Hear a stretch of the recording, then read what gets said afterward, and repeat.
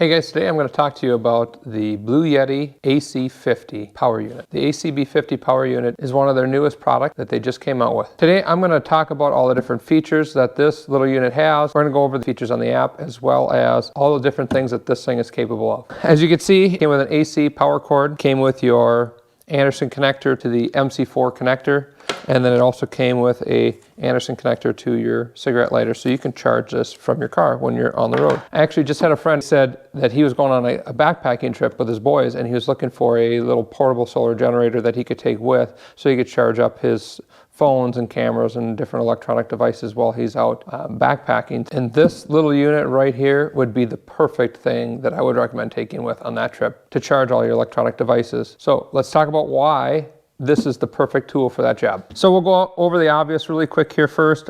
Here is your PV charging port right here. Then you have your DC outlet right there. And then you have two AC, and then obviously your phone charging outlets. And then on the side here, you have your 120 volt plug-in. So let's talk about some of the features of this unit. So this power generator has 448 watt hours of battery storage, which means that you can charge your cell phone about 24 times on one state of charge. Or if you have a laptop that you're looking to charge, you can get about 6 charges out of that. If you're like my father-in-law and you have a CPAP machine and you need to be able to power a CPAP machine throughout the night, this will run a CPAP machine for about 9 hours, which is more than enough time to get you through one night's rest. The inverter in this power unit is rated for 700 watts with a 1,000 watt surge capability. So this has a turbo AC charging mode, which means that in the highest charge setting, this thing can go from 0 to 100% charge in just over 1 hour. It'll take about 70 minutes to charge this thing, or 45 minutes to go from 0 to 80% charge. It has the capability of hooking up 200 watts of solar power to it. So if you couple that with the AC charging and 200 watts of solar, you're going to cut your charge times down in about half. The other neat feature about this unit is you can hook up extra batteries to this unit to expand the battery capacity of this and give you more runtime. So if you're going to charge this with just solar alone, it'll take you about 2.5 hours to charge this up to a full charge if you're using a 200 watt solar panel. This unit can also be used as a UPS backup. It has a transfer switch time of less than 22 milliseconds, which is a pretty fast switching time. You would not notice that. It'll keep your devices running without any hesitation. All right, so we are going to power this thing up for the first time, and we're going to try plugging in the toaster and see if it can run it. This toaster is rated for 1,500 watts. So that means that each side is going to be rated for 750 watts, this side and then this side. We're going to put this unit under the max load by putting one of these sides down and seeing how well it can handle it. So let's get this thing powered up. All right, so it looks like we're at about a 28% charge. We're going to turn the AC outlets on, plug this in, and we're going to go ahead and, so look at that, we're drawing about 737 watts right now. And it is powering the toaster without an issue. So if you like toast and you want to go camping, this thing will run your toaster. It'll run a 2-place toaster, but it will not run the 4-place toaster. But for demonstration purposes, let's go ahead and put the second one down and just see what it does if we overload it. So we overloaded it significantly. It just kicked it out. And we just have to turn the AC off and then turn it back on again, and it resets. And now we're back in business. All right, so I just downloaded the app for the first time, and we're going to open it up. I'm going to take you through step by step on how to set it up on the app. All right, so now we are logged into our account. We're going to go to Add Device, and it already popped up. Just going to select it, hit OK.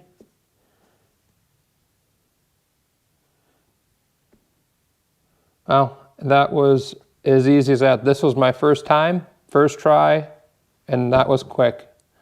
I don't think I've had any setup go that smoothly before. So it looks like it'll show you how much watts are coming from your PV, your grid, and then how much you're exporting through your AC and your DC outlets. It's showing that some is going to the AC outlets, even though nothing's plugged in. That is just because we have the inverter turned on, I'm assuming. So if I shut that off, AC outlets are off, and now it is no longer causing a slow drain. And it'll even tell you down here your solar generation and how much you've generated with this unit. So you go to settings, and you have different settings here you can do. So the powerlifting setting is the boost mode. That'll give you your 1,000 watts of power versus just 700 watts standard. Eco mode. So those are just different automatic shut-off settings that you can select from. And then obviously you get your firmware upgrade and your advanced settings. So not a whole lot of different settings you could do here. Change the name of your unit. Here you can click on battery information, and that's where you'll see the state of charge of your battery, your different battery packs, if you've got multiple batteries in parallel, any error messages, etc.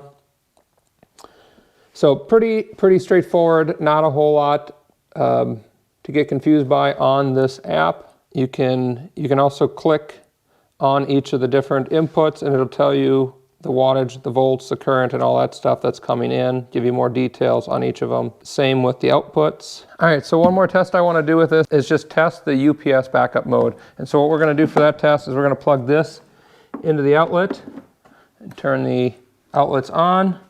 And then we're going to grab a power cable here. And then what we're going to do is we're going to turn on this toaster here. And if the power were to flicker, it'll pop the toaster up and cause it to shut off with just a slight flicker in power. We're going to test to see how fast the transfer switch actually works in here and to see if it affects the toaster running in any way. All right, so I'm going to go ahead and turn the toaster on. Toaster is running, and now we're going to plug in the power unit. You heard it click, but it did not kick out the toaster. So now we are charging. And then we're going to go ahead and disconnect to simulate a power outage.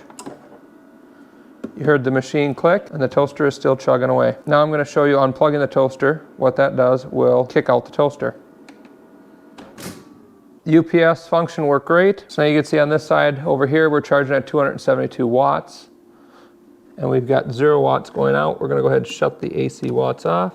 And you probably can't hear that, but there's a small fan running and it is super quiet when it is charging and also when it's discharging the load. The hum of the toaster was almost louder than the fan on the power unit. So it's a pretty quiet unit. I always recommend that when you get a new power unit, to drain it down, all the way down, and then charge it all the way up. Do one complete power cycle. And what that does just helps the BMS learn the parameters of the batteries and will help extend the life of the unit. It'll also help give you the maximum amount of runtime of these units. So if you're looking to go backpacking and you're looking for something that can charge your batteries, or if you have a sleep app machine and you're going camping without power and you need a way to get through the night with your CPAP machine, this is the ticket for you.